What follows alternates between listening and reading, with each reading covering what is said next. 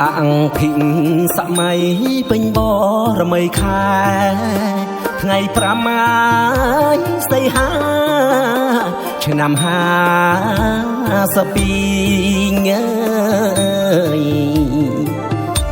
អង្គភិញសម័យពេញបរមីខែថ្ងៃ5ម៉ាយសីហាឆ្នាំ52ខែស្រាប់ឆ្នាំរង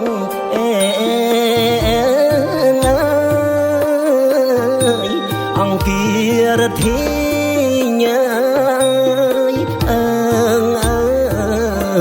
ស្ដេចនាងចាក់ទីក៏កើតរូបាងក្នុងស្រុកស្ទឹងត្រង់ខេត្តកំពង់ចាមមាតុភូមិជាប់ដើ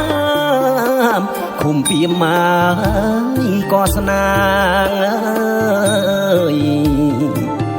ក្នុងស្រុកស្ទឹងត្រង់ខេត្តកំពង់ចា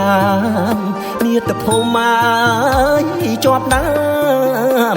ឃុំពីម៉ាយក៏ស្នាងជាដូនជាឈ្មោះ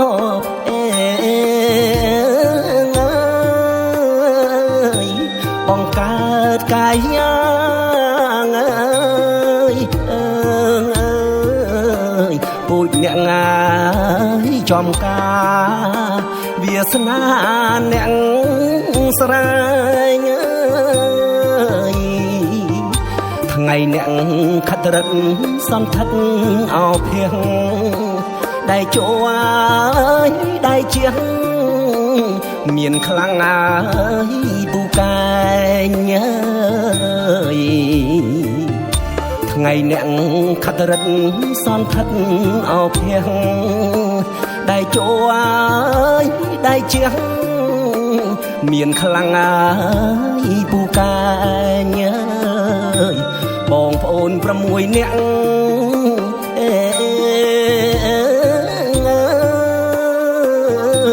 សាច់ឈាមពុកម៉ែ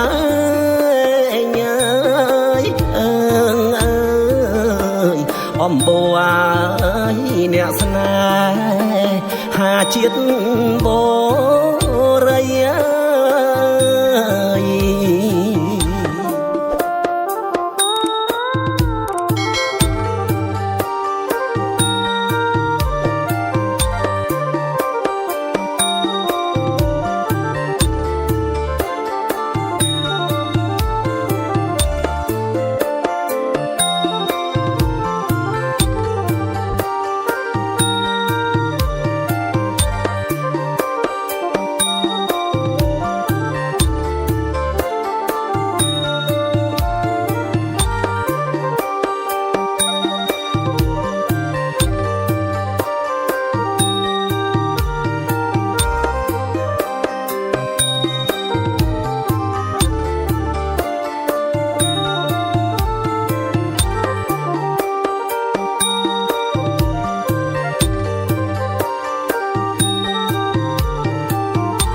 ថ្ងៃអ្នក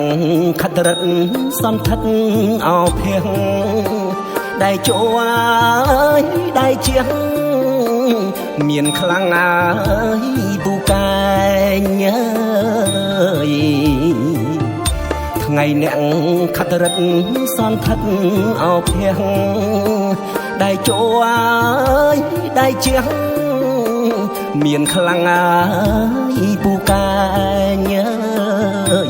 បងប្អូន6នាក់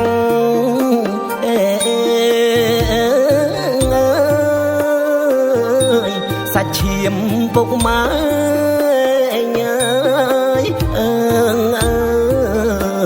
អំបូរអ្នកស្នេហាជាតិបរិយាគោរពបួងសួងអិនព្រំទេវតាបារមីរក្សាជាម្ចាស់ទឹកដី គោរពបួងសួងអិនព្រំទេវតាបារមីអាយរក្សាជាម្ចាស់ងាយទឹកដីញើយយាងមកប្រោះព្រំ